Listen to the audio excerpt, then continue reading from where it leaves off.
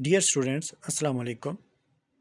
Today we are going to discuss spin multiplicity or spin splitting. It is also known as J coupling or coupling constant because in this we study the interaction of two protons and effect of these interaction on the peaks of the proton. So it is our last topic in proton NMR, and after this we will study carbon NMR and 2D NMR. So let's start with spin splitting.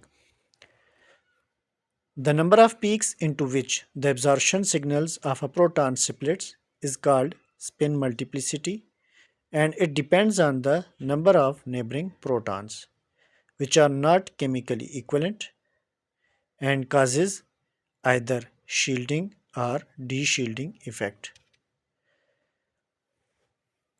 So first we will take an example where we have two different type of protons in this compound. If we look at this compound, we have these two protons with same environment, so these are chemically equivalent, and this proton is chemically non-equivalent to these two protons. So if we have a magnetic field, external magnetic field in this direction, the compound, this proton will be either shielding or de-shielding according to this field. If we look at this here, this proton, if it spins in this direction, so it is reinforcing this field in the same direction, so it will cause de-shielding effect. So de-shielding effect of proton A on proton B will cause the shifting of the peak towards downfield.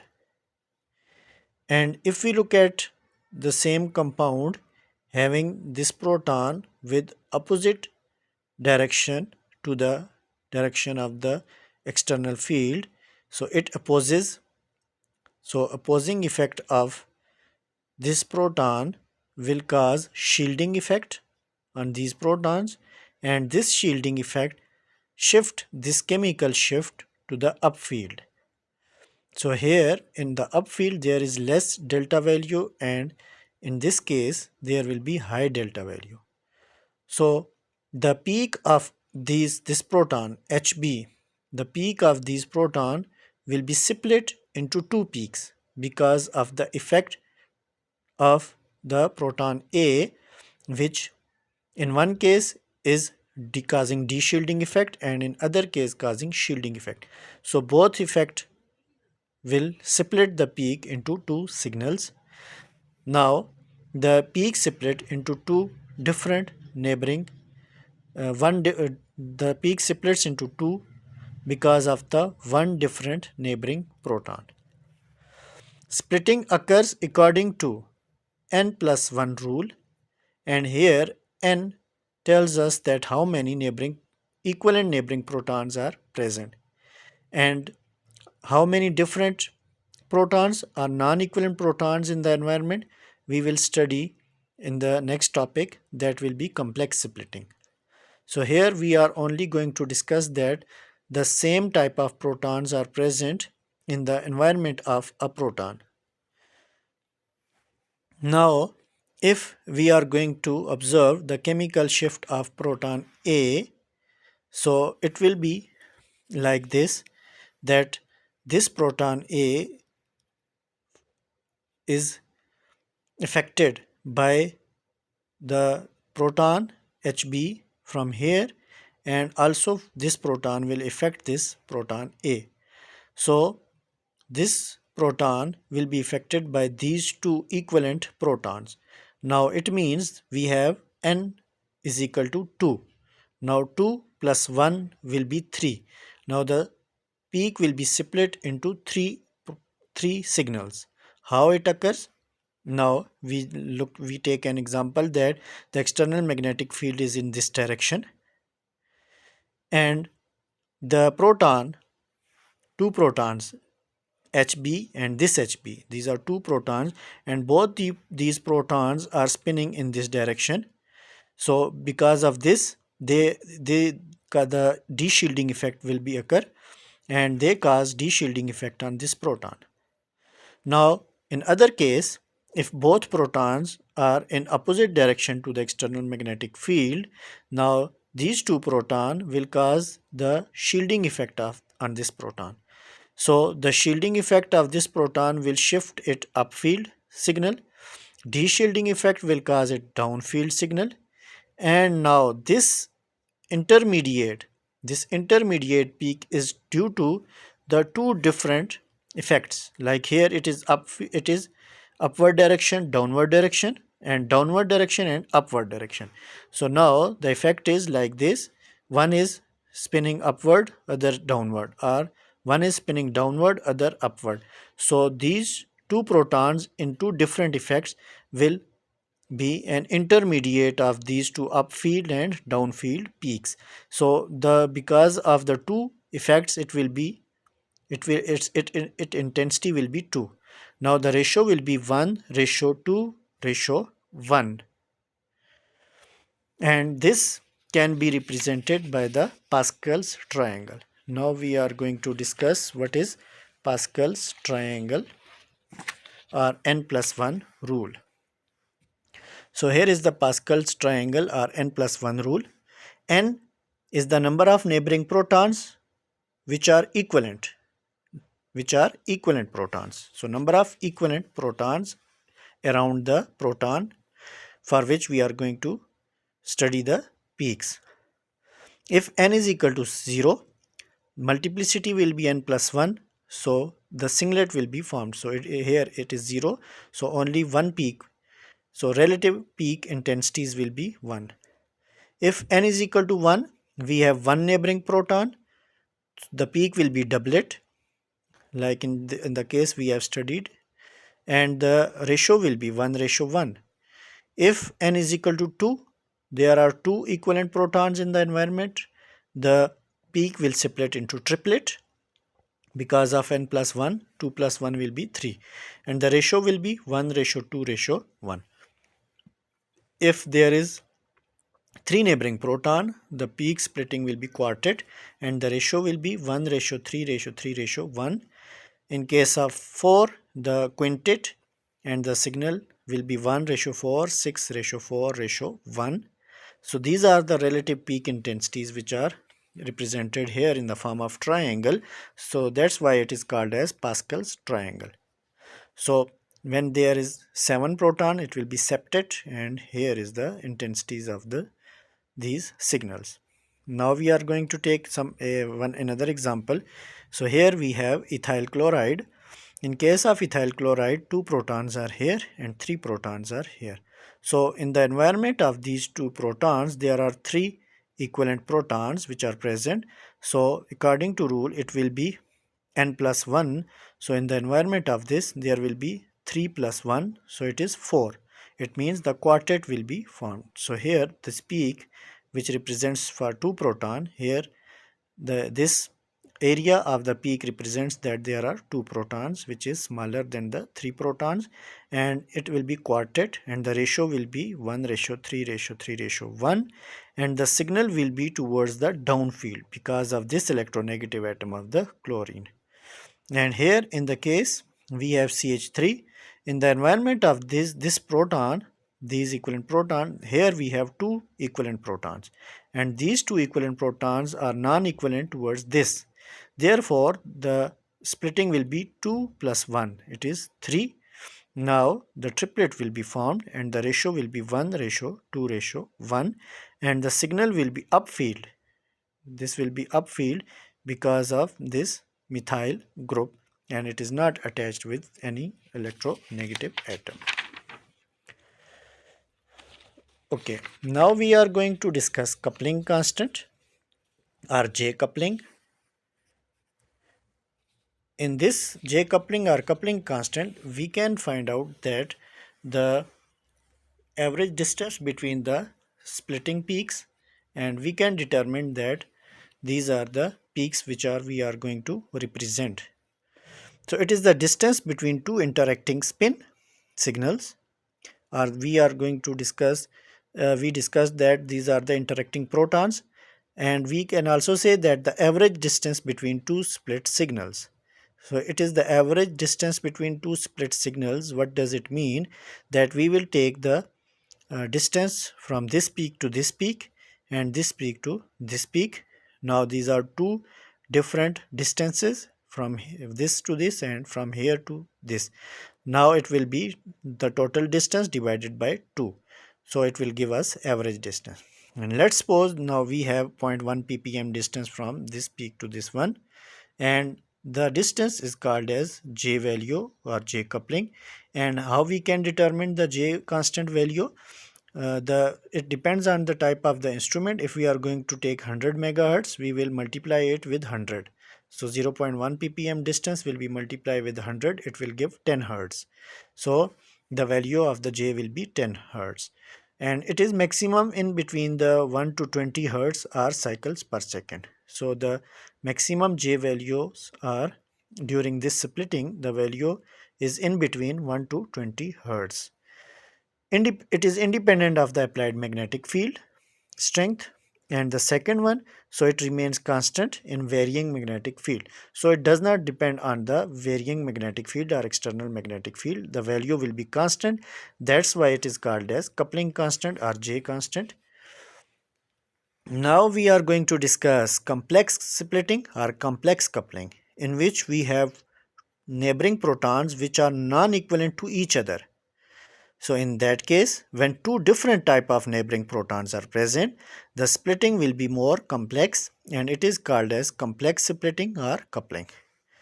Now here we are going to take example, like here we have three different protons, and now when we are going to discuss the signals of this proton HA according to the interaction with HB and HC, so what type of signals will be found for HA?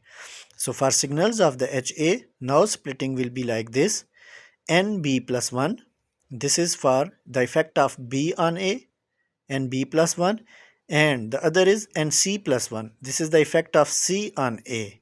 So here we have number of proton 1, 1, and 1 plus 1 will be 2, and here again we have how many protons are here? 1, so 1 plus 1 will be 2. Now 2 multiplied by 2 is equal to 4. Now the peaks will be 4, but these peaks will be called as doublet of doublets.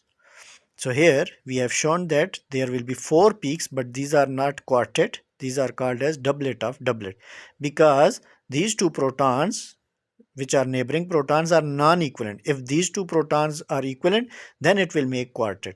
But if these 2 plus 1, 3, triplet. But these protons are non-equivalent, they will produce doublet of doublet. So all 4 peaks are doublet of doublet. Here we are going to discuss how it occurs. Now let's suppose that we are going to take HA. HA signals or peaks will be first split because of the effect of HB. So HB effects on the signals of HA, and the peak will be split into 2. Now it is called as JAB. JAB means constant, J coupling constant of A with respect to B. And now these two signals will be further split because of the effect of C. And now it is JAC and JAC. So therefore these doublet will be further split into doublet. Now these are 4 peaks, 1, 2, 3 and 4. Now it is called as doublets of doublet. Now these are the doublet and this doublet. So these are the doublets of doublet. So first it is divided into two signals, and then both two signals are further divided and splits into two signals each. Now here if we have now we have at one proton of C and two protons of B, and now again according to the multiplets it will be NB are 2. Now 2 plus 1 and C is 1, and it is 1 plus 1. Now it is 3 into 2, and 3 into 2 is equal to 6. It means there will be 6 peaks in our signal, and these are triplets of doublet. These are triplets of doublet, and these are 1, 2 and 3. Now these are No, these are doublets of triplets. Now, how it occurs? Here we have shown that HA is splitted into three signals because of 2 plus 1, which is 3, and it is because of these two protons which split these signal into three signals. And now each three signal will be splitted into two because of this proton, and now JAC, JAC and JAC. Now because of this C, all three signals will be split into further two. So therefore these are doublet of triplets. These are the triplets, and each triplet is divided into further into two peaks, and these are doublet of triplets.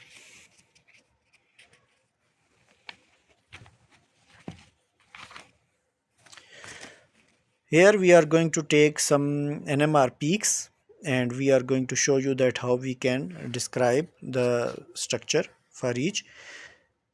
Now look at here this structure. First we will split these, we will show all kind of protons in the structure.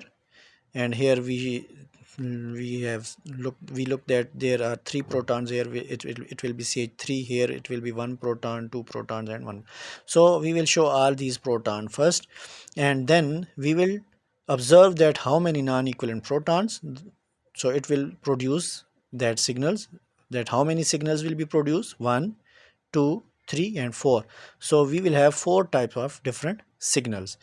And now we are going to discuss each, that how let's suppose this one. So this proton will be affected by these two protons, and it will be 2 plus 1, and it will be 3. Here we have shown these 2 plus 1, and it will be triplet, and it will be downfield. So here it is the triplet of this signal. So it will give us 2 plus 1, which is triplet, because of two effect of these two proton on this one.